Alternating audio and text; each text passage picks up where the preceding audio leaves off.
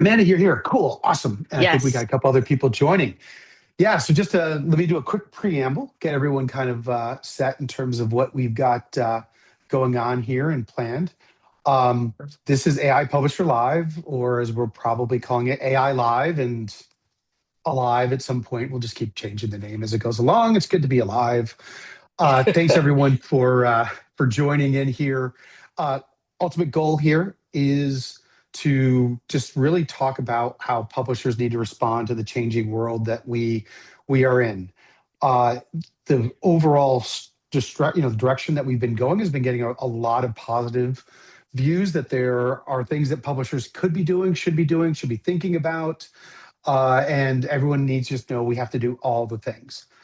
Uh, on this, the idea here is this particular format is to have someone like Amanda join, but others that will jump in. If you're on the call or you're listening in right now using Zoom, then I'm happy to put you up on stage if you've got that much to say. Otherwise, use the chat or whatever, and Q&A will get to you. We are also streaming this on YouTube and on LinkedIn.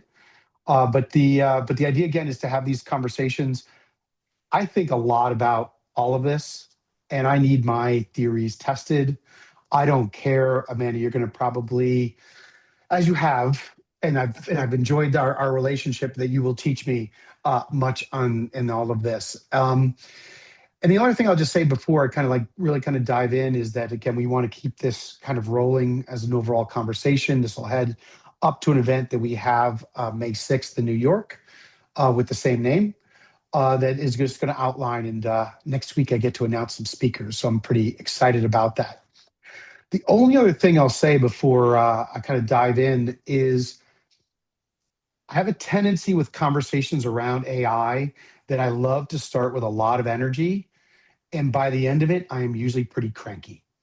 And that's Mhm. because this is hard work. And I get thinking about the possibilities, and I'm very optimistic. And then hard truths become very evident as the conversation goes on. So I'm just doing that as my own little warning that because people have seen me at least over the last week or so, where I've gotten cranky.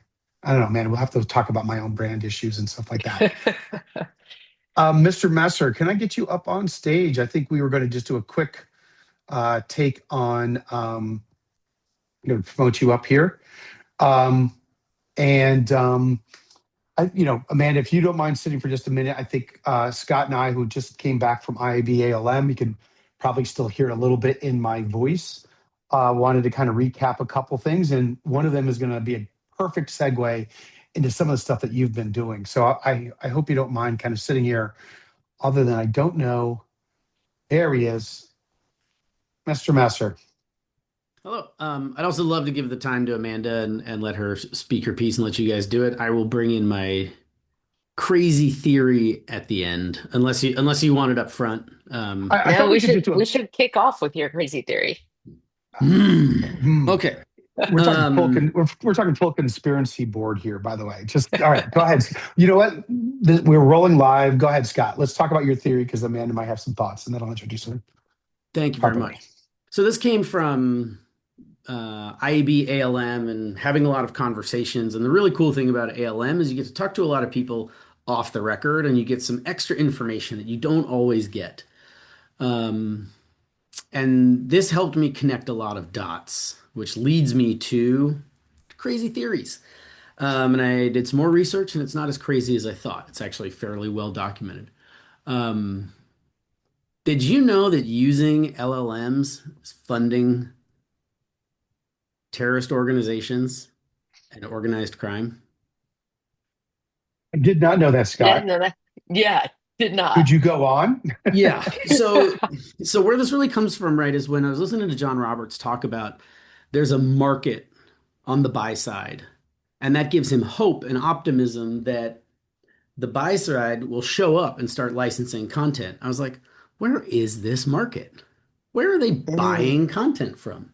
I know about the licensing deals. We heard that Microsoft Market's coming on. There's like 40 marketplaces there, and they all have materially zero revenue, I would say. mhm, So, mhm. where is all this licensing happening? It's in the illegal markets, in the illicit markets. Okay, that's great. Who are those people? Web scrapers.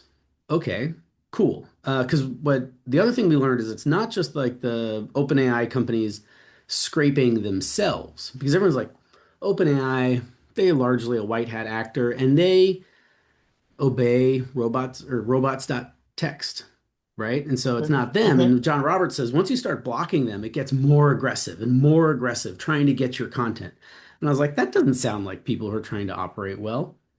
And then we learned about scraping companies, and they exist to literally go and crawl the internet, scrape content, Hmm. and then sell it.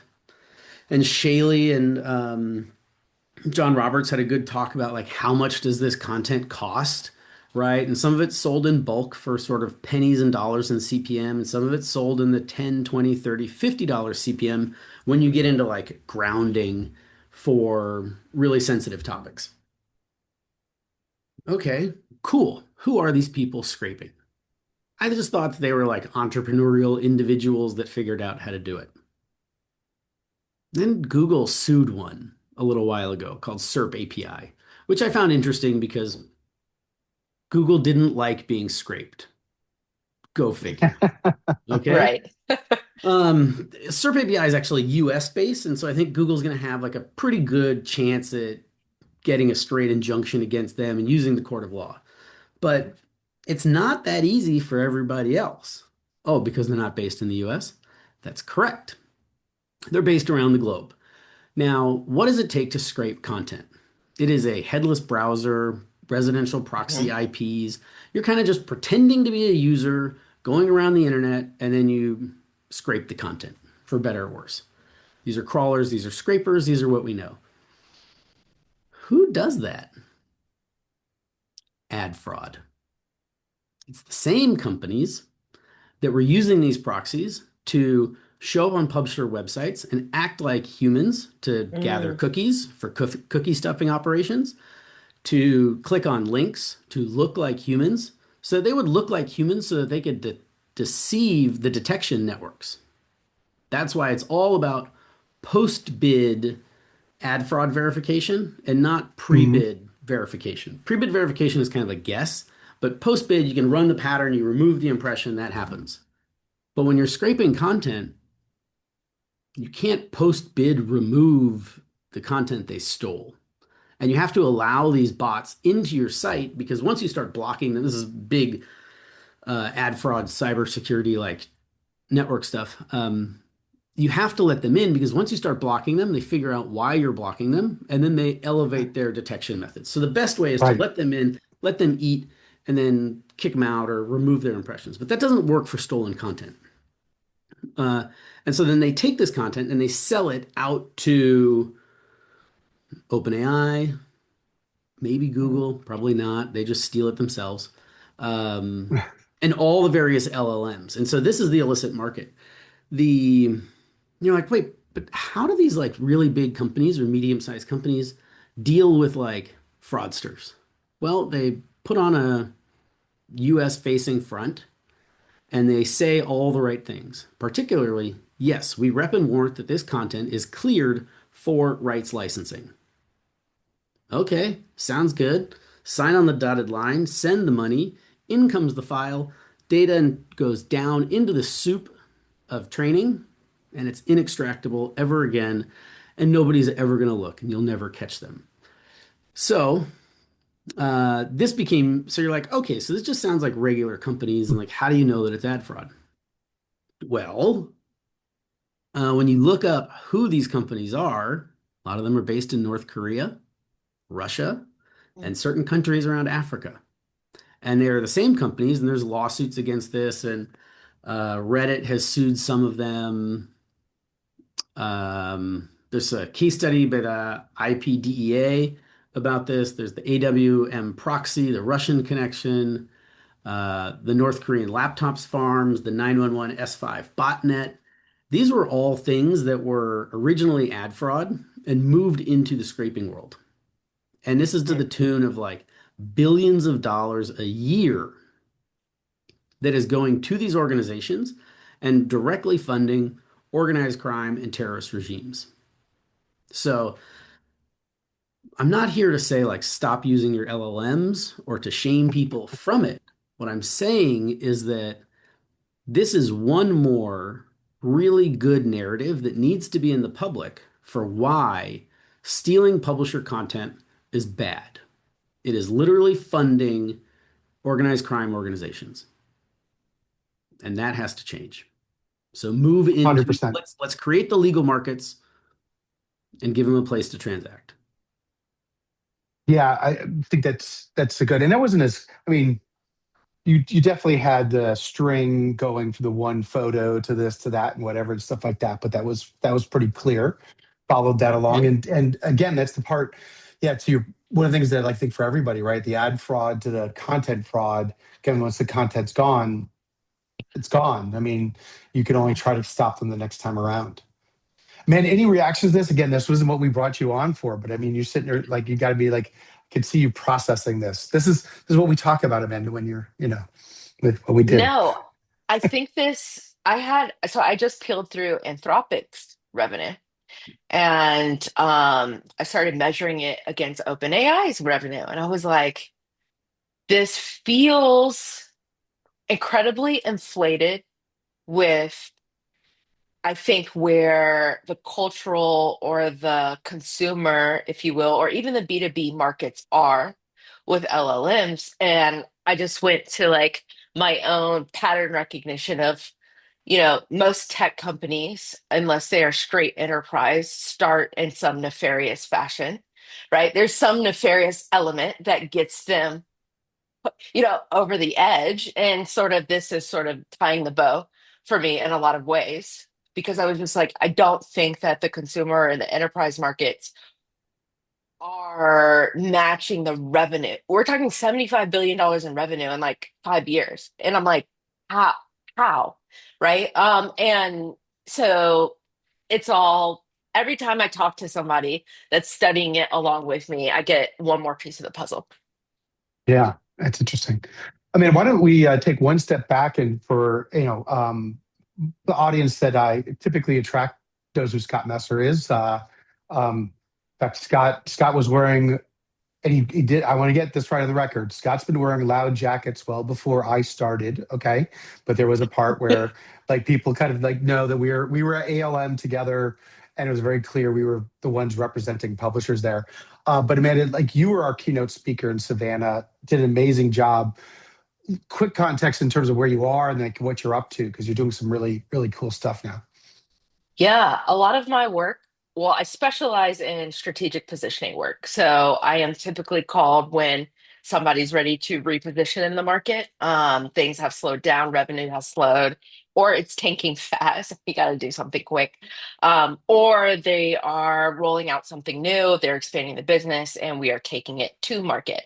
So I spend all of my time studying the markets, studying where consumer sentiment is and thinking about how to position the companies that I work with in the market. And a lot of my work just stems from sort of my thesis is how do you leverage the assets that you're currently sitting on? And rework them so that you aren't under leveraged, right? And so how do we recapture a lot of the leverage that you've lost when consumer sentiment has shifted, right? Or consumer desires, or consumer spending has shifted. And so that's a lot of the work that I do. I've done it at the Fortune 100 level, Coca-Cola, Red Bull, FIFA, and now a lot of PE, VC stuff, a lot of AI companies. So happy to talk about LLMs and all of that. That's why I'm knee deep in it, studying the data there, and starting to dip my foot into the publisher world and really understand it a little bit better. And I kind of describe publishers as a little bit like flailing at sea. um, I don't know if they even know like where to step, right? AI, new AI companies call and they say, "Oh, we've got to focus on this differentiation. Like we've got to focus here." And a few of the publisher companies that I've talked to, just like in the last couple of weeks, it's sort of like, what do we do, right? And I'm talking like from the CEO down. So it's just an interesting place to be and something that I'm studying. And yeah, that's my work and where I spend Yeah. almost all of my time. One thing that we'll get to, and Scott, I want you to ask some questions of Amanda on this on is on influencers, right? Which was a big topic at IBALM. But one of the things I'd throw to you first, Amanda, is right. So this is to your point about like publishers are brands. It's never that they are not brands, but my contention is that they don't think like most brands that are consumer facing, right? So if I started a soap company, I don't sit it in a warehouse and just wait for people to find it, or hope Right. someone else tells someone to find it. I've got to go out, I've got to get people and drag them in and pull them in and stuff like that. So those are kind of some new muscles for publishers to do. And this is all, and by the way, social kind of set that really in motion. Search, I mean, all these things have been, publishers' distribution has always been a tough part. But now you just add the layer of the consumer behavior change with this. And suddenly it's like the internet is looking really old right now compared to the new flashy thing. So, like, what are some of your thoughts in terms of like, again, like how do publishers learn these muscles? Like again, how do we start to connect with people in better ways? And then how does that tie to what's going on with what consumers are doing, or seem like the trend on consumer behavior? Absolutely. So I think it might be helpful to start with my definition of brand. And my definition of brand is the emotional, strategic, and cultural context that you, the entity, design that makes you inevitable to the right people.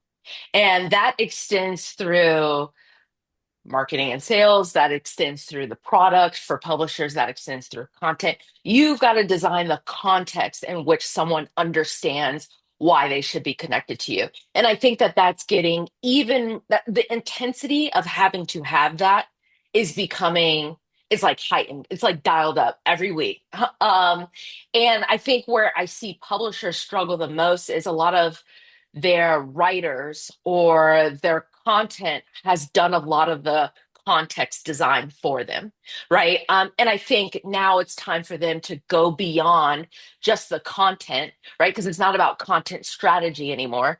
We got to go beyond the content and really develop what's our frame, right? And so one thing that I've been saying is how do you go from thinking about audience, right, to thinking about community?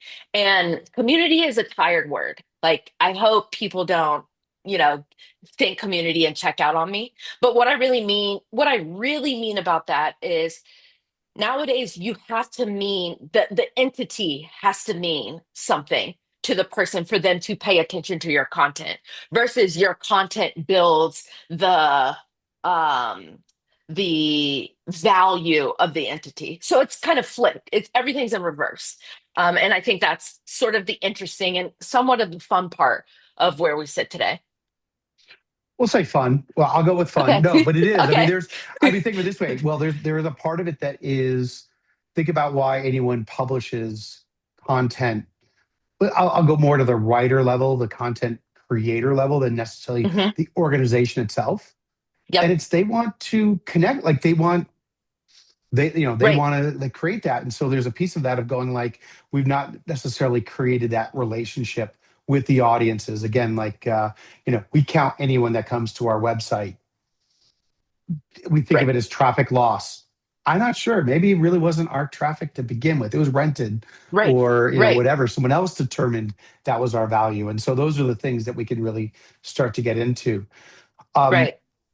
And I Scott, think just to add oh, there, please. Rob, really quickly is you can kind of see it in the air right now. And this is what I say about my work is less about coming in and creating what's new. It's coming in and helping you see what you're sitting on that you aren't deeming valuable.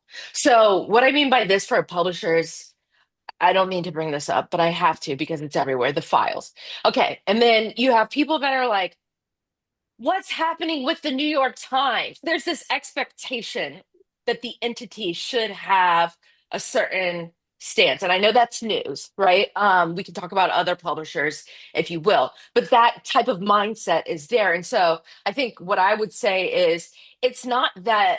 the publishers don't have the relationship or they don't have the context. Sometimes they just don't understand that they have the context. They don't understand what people think of them. They don't understand how people are connecting to them, how what the relationship is to the entity, and how they're connecting to the strategy. So I would just add that is most of these publishers have the context. They're just not paying attention to it or they don't understand it. Or leaning in the right, necessarily the right places. Scott, please. Ex- exactly. And we saw that with like the changing of the guard from Vogue magazine Hmm. to Hmm. everything else online. There's a good Brian Morrissey interview with I'm forgetting the person's name briefly, talking about how those magazine brands gave up their right on the internet and they were usurped by new brands. And the same thing is happening now, even to those existing brands. Yep. And they're not quite leveraging it themselves. I actually, to bring up one more thing, I saw a Gary Vee video on my LinkedIn feed this morning. And he said that in 2007, he wrote a book that he said you can make $100,000 on YouTube or Twitter as being a creator. And everybody said, like, you're an idiot. There's no way this is possible. And now we have like Mr. Beast and a bunch of people making seven, eight, nine figures a year on these things. And he says he's going to write another book in next year about it. It's it's that the entire idea of influence is being separated from being a big company. And you don't like influence can still happen at big companies, but can happen really small. And these people engage in ways that connect the person to the content, and that like seals that relationship. The big companies lost that. As we said Hmm. last 2 weeks ago when we did this, I worked for a company that published articles. It was a big long tail SEO publisher. We made articles. We didn't have IP. We didn't have like brand cachet. That's not a business. That's what you're talking about. You can't make articles. You have to make Right. content and IP. And then on top of that, you have to make the connection. And Hmm. so where I take this from the IAB, and I had a great conversation with Lindsay Van Kirk and Pamela Slee after this as we were leaving, like, why were they so focused on creators Hmm. at the ALM conference? And it's like, okay, like maybe they're looking for new members. Maybe they want YouTube to pay them for the content format spec that they're going to make for creators. And it was also like maybe publishers should be creators, but they didn't say that part out loud. I don't know if they were afraid of like telling pubs, like, hey, you got one more big thing you need to do. But the whole like think like a creator thing, I think would have been a great theme for it. And it would have housed it and would have made it feel natural. Nobody would have walked out of the sessions, and they walked out of a lot of them. And it would have given a lot more sense to why Kendall Toole was there, Kevin Bacon was there, Jesser, and all the other people. Because brands need to be influencers again. Right. And Amanda, you and I there was I had the name and the some of the context I've lost since you published this in your newsletter. Again, like let's make sure people know that Amanda's you'll see her. She's a content creator herself now. She has a subscription. The Founders War Room. Excited to see where that goes and whatever. But one of the latest things that you wrote about was someone. Um, I don't know why I'm thinking that it's something local to you in Atlanta or whatever, but he essentially got people like into his backyard and the barbecue and all. Can you just like tell that? Hmm. Because like what Scott just said of like, again, we think of ourselves as these big organizations and whatever, and the trust piece. And we are competing literally with people going like, come to my house. And I think that Exactly. there's a part of like, how are we going to connect these dots could be really interesting. Absolutely. So I'm actually writing a piece now, and it's called Thinking Small Doesn't Mean You're Playing Small, but thinking small is the way of the future. And it's this, and it goes back to my other piece around there's a rapper, his name is La Russell. He's from the Bay Area, And my whole goal with my newsletter is how do I get insights into folks like yourselves, hands that you may not otherwise look, right? And because it can apply to your big company or the work that you do. But anyways, he is an independent rap, or he was an independent rapper, and I'll tell you the was in just a second. He was an independent rapper. He started in his backyard. He like branded his backyard. He got his dad to like grill. He started inviting his neighbors. They would put on performances on this karaoke machine. And it grew so big that he was able, they offered him, a label came and offered him a world tour. And he said, actually, no, I'm going to skip on that. And he continued to play in his backyard. Well, now he's huge. Jay-Z just signed him to Rock Nation this week. And he still owns his masters, all of that. But the week before, what caught Jay-Z's attention, what caught my attention is he put his album for sale for pay what you want. And I think Gary Vee paid 40,000 for it. Kyrie Irving paid 11,000. It was just getting all of these 5-digit transactions. And so it caught my attention because I was thinking, well, if you could pay $1, why would you pay 50,000? Right. And so I was like, let me dig in here. And it's that backyard has so much influence it. And so when I posted the video, I did a video essay on him. So many people were commenting, he's from my neighborhood. Yes, Oakland. Oh my God, I'm from Oakland. I love him. It had this like Oakland cachet. But what was really coming through was the backyard. And I'm saying all that to say is he had the opportunity to go big and massive. And he said, actually, no, I'm just going to stay small. I'm going to stay in this little, it's got to be like 500 by 500 square feet. Like it's not huge. I was looking at the pictures. And it just catapulted him to the world. And I think that that is a great analogy, and it's analogous to how we have to think from a brand perspective these days. What is our backyard? What is the backyard, and how do we stay focused on the backyard? This is another reason why I think Tiny Desk, right, has like taken off in the last 4 or 5 years, right? It feels like a backyard. They're crunched up in that corner of of the office. It feels small, but it is massive. You're muted, Scott. So there's two ways to put that. Two sort of questions I have. Like either one, how do publishers put this into practice? And then what if you can't? Okay. I'm gonna unpack your second question, what if you can't? But putting it into practice, I would start with I would start with doing the hard work of really identifying your most loyal people. Who's paying for a subscription? Who have been paying for a subscription for the last 5 years? Can you cross-reference that to open rates, or if you're sending an email, I'm sure you probably can't cross-reference it to traffic, if you will. But try and get, and I would start, and I'm not a huge fan of focus groups, but I would designate someone on my team to literally pick up the phone and call them.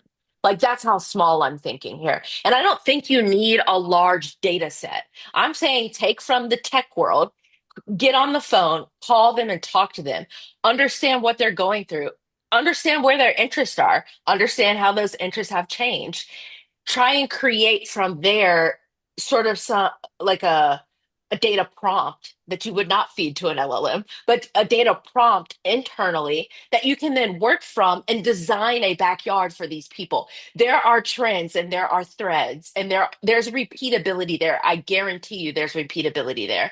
That's number one impact. That's where I would start. What if you can't? Talk to me about your idea of an entity that couldn't do it.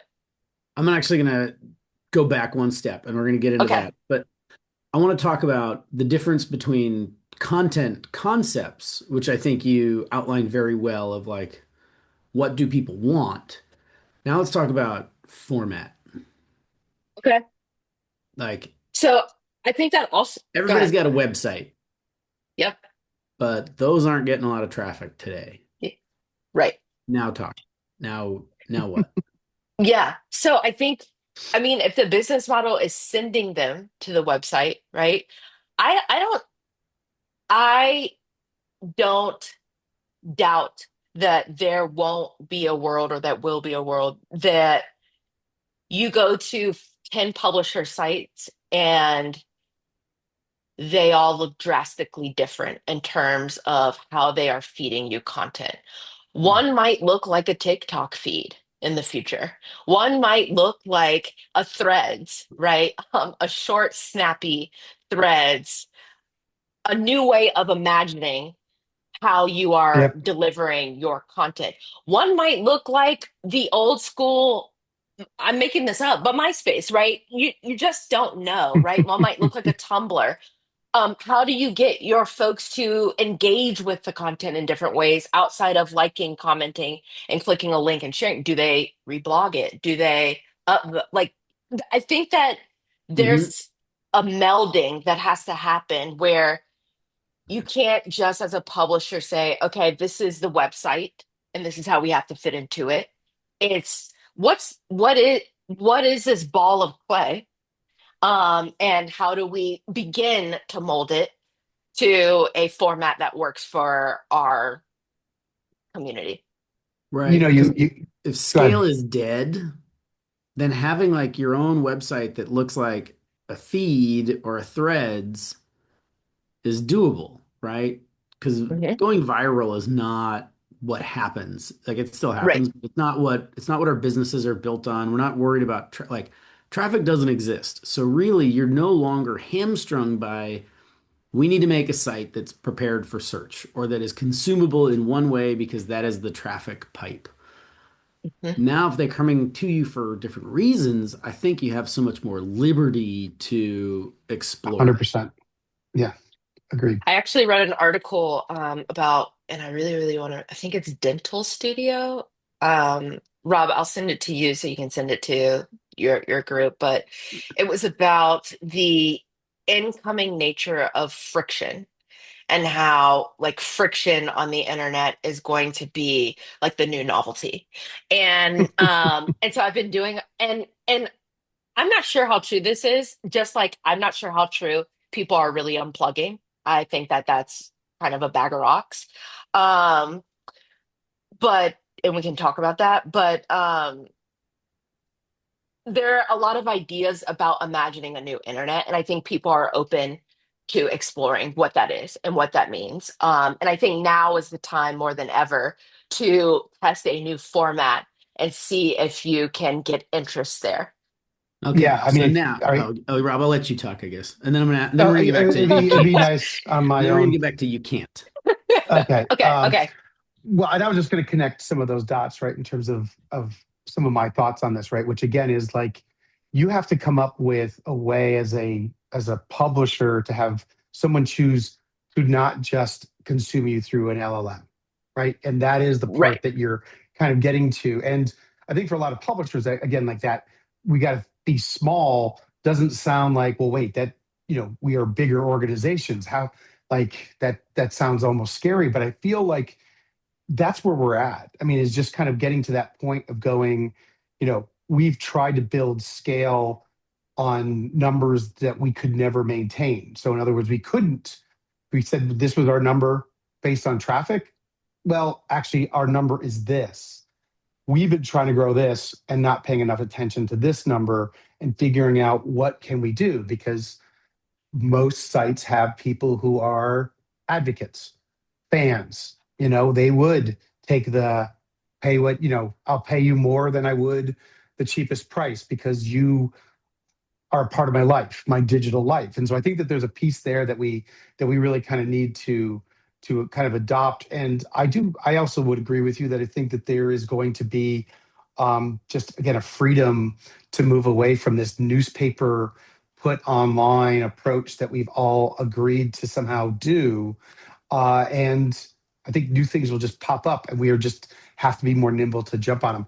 One other thing, just before we kind of forget your point about like people going offline, like I there are little signals that people are like wanting to just disengage with this, and I think there'll be some, but I heard someone just talk about the fact that we are all now digital addicts, and there's Hmm. no turning off the drug. Hmm.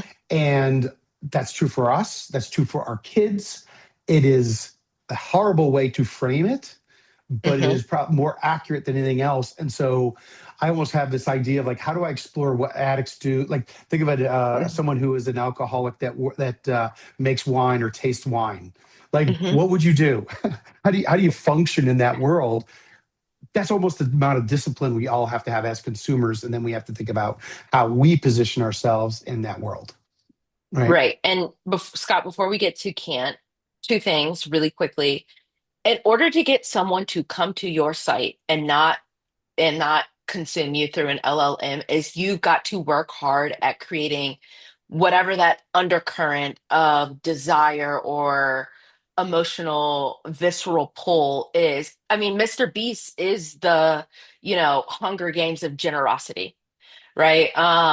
If we're, I could go through all creators have some standpoint, or some point of view that is very emotional at the end of the day. And then, yes, I agree with you on we're all addicts, and I think people desire to get offline, but can't, which is Yeah. both sad and, dreary. Okay, Yeah. Scott, can't. Told you I get cranky. Go ahead, Scott. Yeah, I got to read Lila's comment here real quick. The current corporate model doesn't lend itself to this version of survival, which is one version of can't. Unfortunately, heavily resource investment in micro engagement doesn't appease the boards or stock markets. They will if it works, but not on the onset. So I'll take Scott's what if you can't and evolve it. Thank you, Lila. What if you aren't allowed? I think the answer is weak competition against the rising cumulative scale of the micro creator market. Um, yeah, so it's like I was going to take off the one thing off the table of like you can't because um, your content format doesn't do it. Like long tail search, like just doesn't need to be a threads thing, and you're not going to pay to convert all that content because it already exists. But that interesting one for like, what about these big companies and like how do they start changing their models? How do they start this and like what how do you know if like you can't? I don't know, like this is the great question because we're all mostly ad ops people here and like we're not editors and we're not EICs, right? So how do you Right. tell that part of the company like can you guys invent some new shit soon? Because we're Um, dying over here. Like we'll figure out the money for you. We've always been good at that. But you guys mhm. need to make something sticky. I think that the founder in me wants to say, like, tell them to suck it up. Like, either, like, there's no more middle. There's no more middle. Either you fall to the wolves and you, like Lila said, start competing with micro creators, which you don't want to do because you're not going to be able to outspeed them, right? Um, or you like push up and work hard and like do the thing that needs to be done and do something different. I would just say it's really odd. I like constraints. So if someone tells me everybody's got to function like a product company, right? I'm like, okay, how do we create within that? But we're sort of all there, right? You've got to treat that website, what goes into the website, that all of that as a almost like a consumer SaaS product. And you've got to make it sticky, right? Yeah. You've got to understand the hook model of product building. And I think if you don't, I think you're just going to fall back to the bottom. I think Yeah.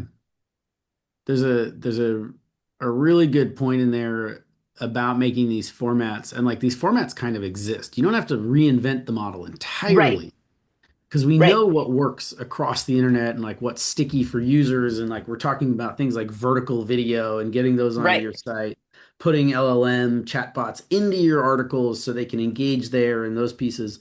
And I want to call out like New York Magazine is bringing back or for the first time its classified section. I s- okay, yes, Like, I yeah, love it. why not? Right, Let's get back to it. Like you can make money with that because even the big companies don't have a monopoly on their own formats anymore. right. Facebook Marketplace did and Craigslist. I mean, Craigslist kind of has like some claim to the classifieds, but like they weren't the original classifieds. They Right, stole those. I'll just use some broad language. They stole those from newspapers. And why not take it back? The internet is fragmented beyond belief now. So right. maybe New York, maybe this is the right play. And I think, again, you can take some tech thinking into here. And I don't know, maybe I've just spent too many years over on the tech side, is like I would shop a classified section on Dwell. I would shop that over a classified, I would shop that over room and board, right? I so I don't think that these formats turn on or off even Yeah. for a variety of publishers. That's number one. And number two, oh, Lila asked, or you asked, oh, how do we start to implement it? And I think it all starts on like getting really, really, really good at testing and experimenting and understanding how to run experiments and finding nuggets of velocity and momentum, and then using that to spread wider. And I think I have to go back to the New York Times. Like, I think they did this beautifully with their game section. It's like, they kind of rolled out one game, they bought another game, et cetera. And then now they have their own app, and I'm opening that app every day, right? I'm like playing my friends on Scrabble. Yeah, Scrabble. Like, we're in it and we love it.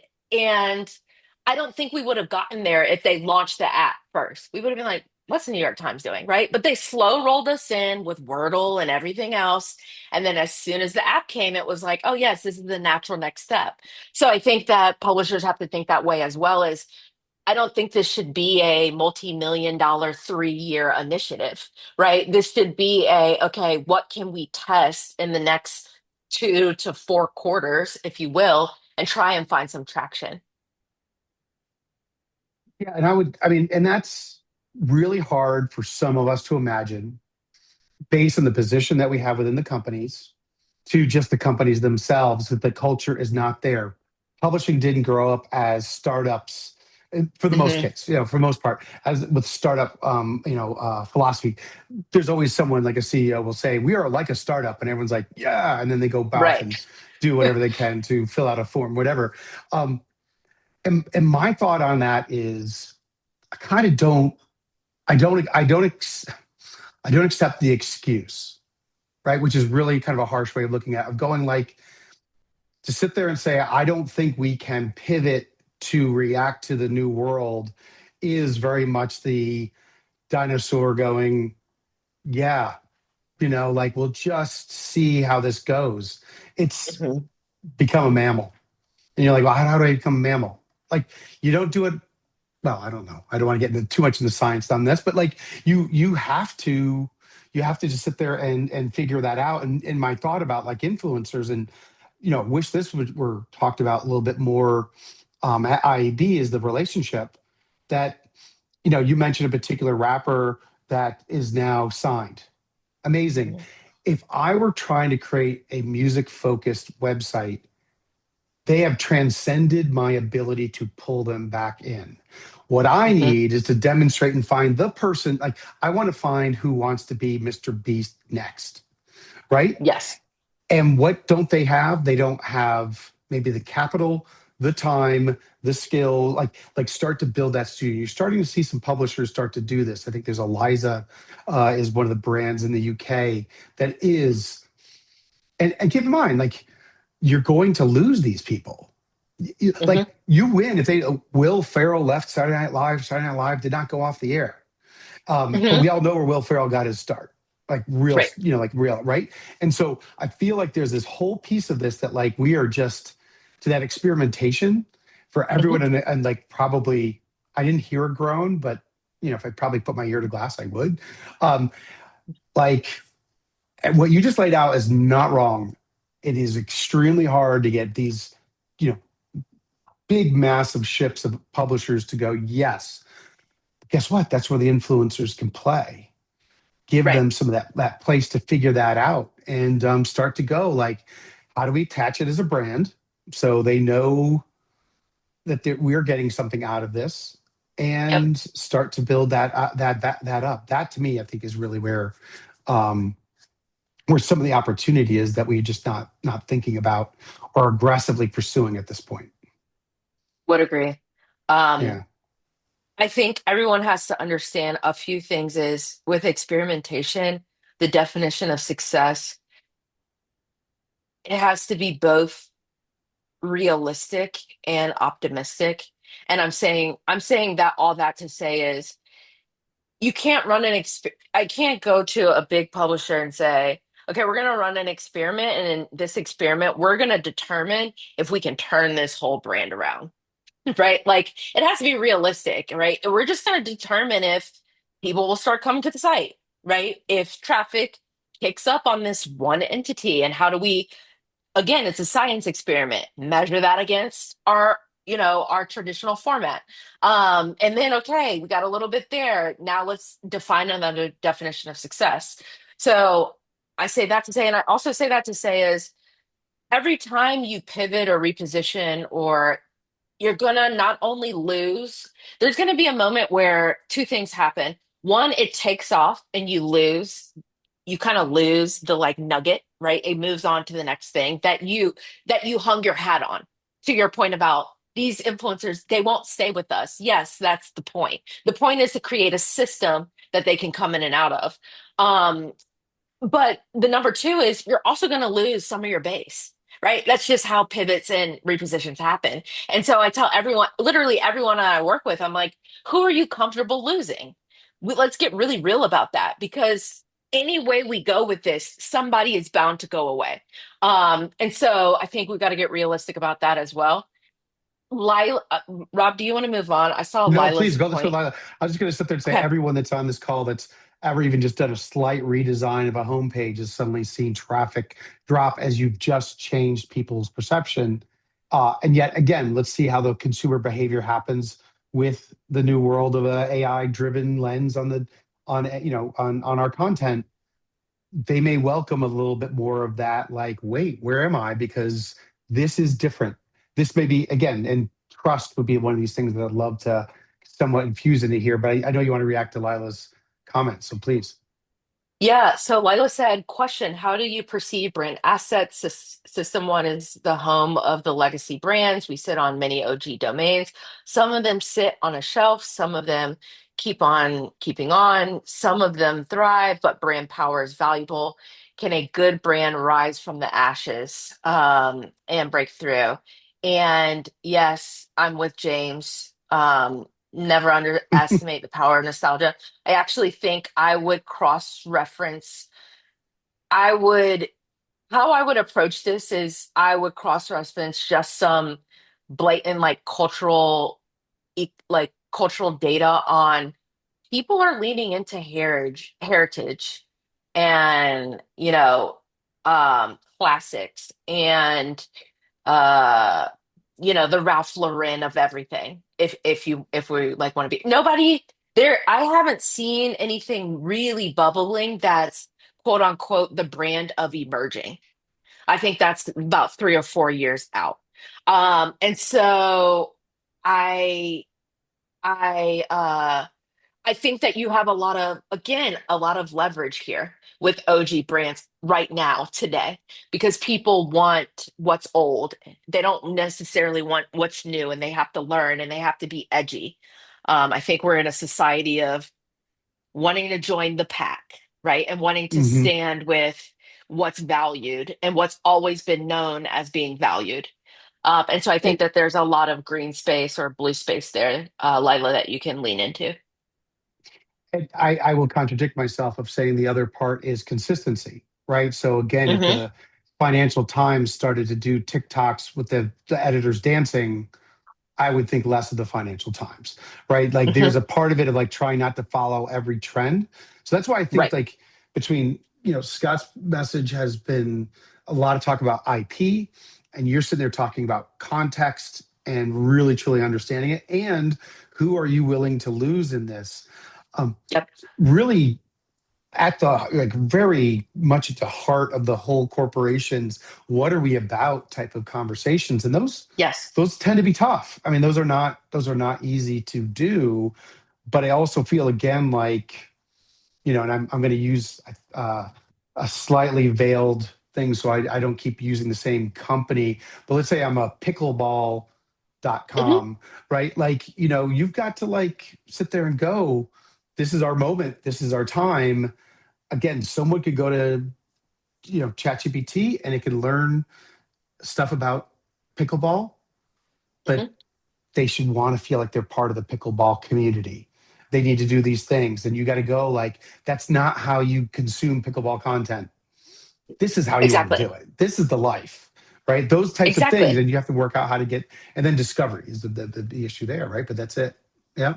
Absolutely. And if you want to take the pickleball example further, again, it's adding a layer of, I keep saying the word visceral, right? Of like, are you intense about pickleball, right? Like, are you aiming to be an intense pickleball player even when you are a hobbyist? There are people out there, right? There are people out there, my sister, who like, a $300 pickleball, and she's not doing any like, she goes on Saturday, right? And they play the competitions.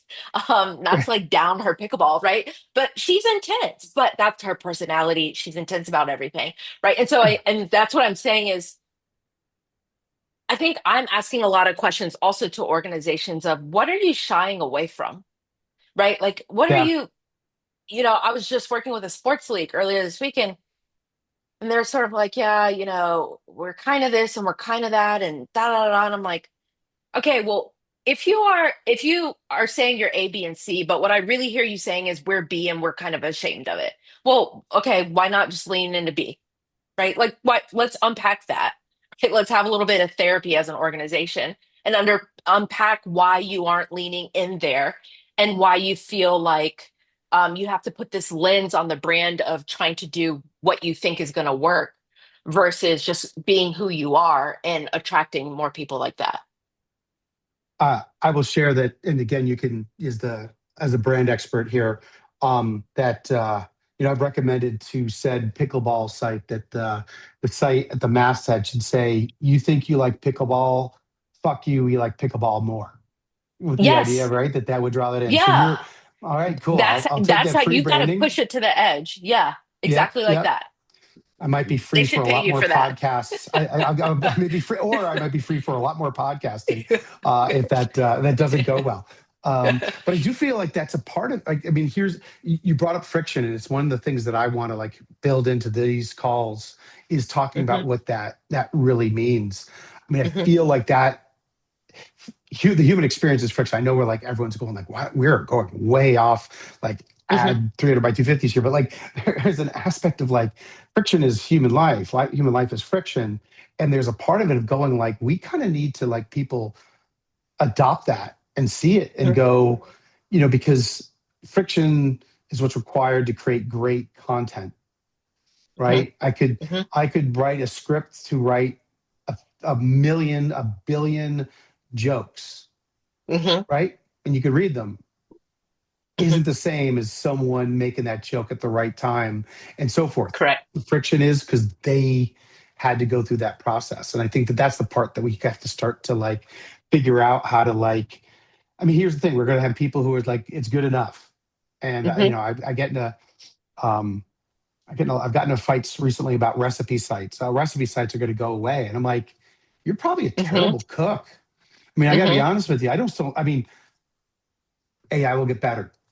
AI will Yeah. fake it, whatever. But there is a piece of this going like, wow, I'd love to. Like, Amanda, if you told me a story about how you make whatever dish you make, do you like Hmm. like how much more that's valuable than me going saying, what should I eat for dinner tonight? It's the whole thing.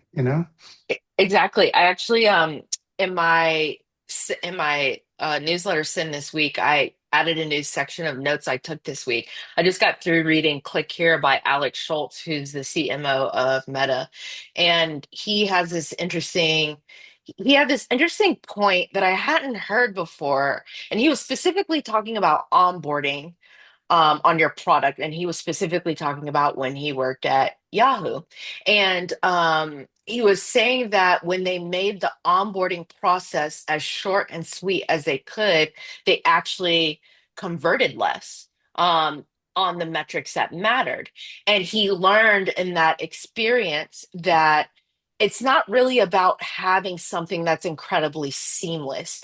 It's finding the sweet spot between what is seamless enough to give the person onboarding enough context on the value they're about to get and what to do next. And so it ended up extending their onboarding experience, but then their conversion rate went up. And I think that that kind of applies to all of the, not just the product work that I do, right? But all of the work that I do of what are the formats? What are the, what's the website format? What's the content format that isn't just easy peasy, we can crank this out. And we can crank this out and it's good enough. But what is the format that's just the sweet spot enough that gives our visitors enough context for why they should be here and why they should come back.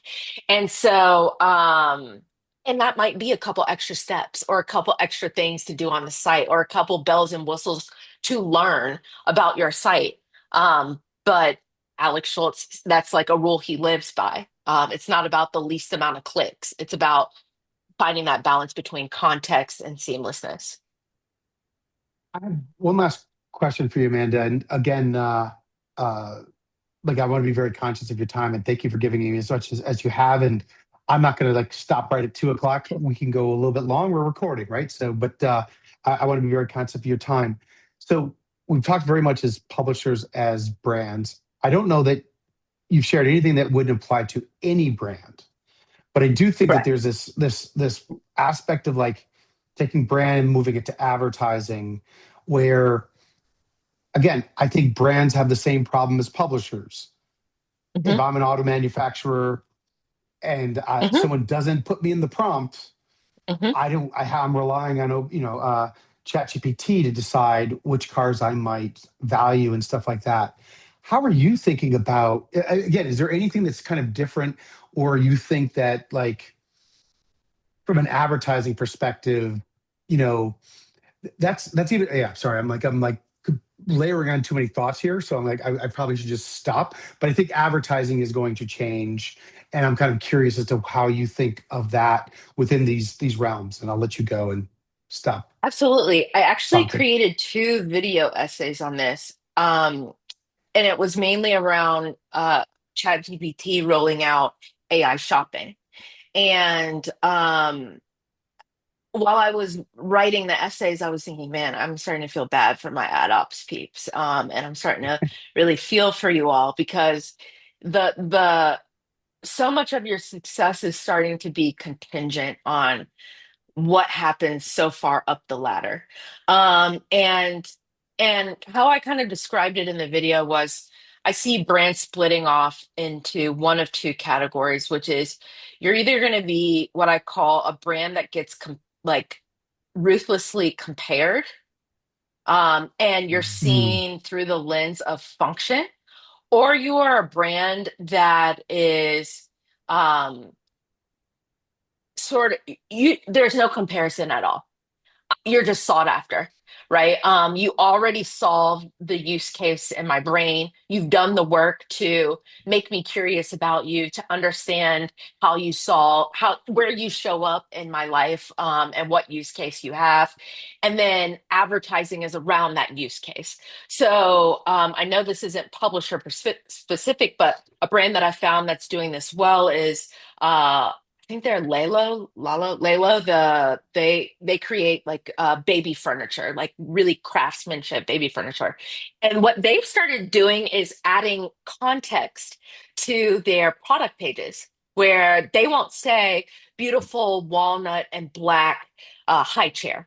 They will say um, beautiful walnut high chair, perfect for small apartments with young babies, with the second child. Blah, blah, blah. Like they will create all this context for how this high chair is supposed to start show up in your life, and what type of space it's supposed to show up in, right? And it's this idea of, okay, now that I'm a new parent or I'm a second time parent, um, Lalo is all, if I'm in a small apartment, they're already in my mind, right? Of this is a perfect high chair for a small apartment. And so I wonder how, thanks, Scott. I wonder how that translates into publishers. I actually think about that more as I publish my own work, which is, okay, well, when someone needs me, it's not really what is it about and in what use case do they need me?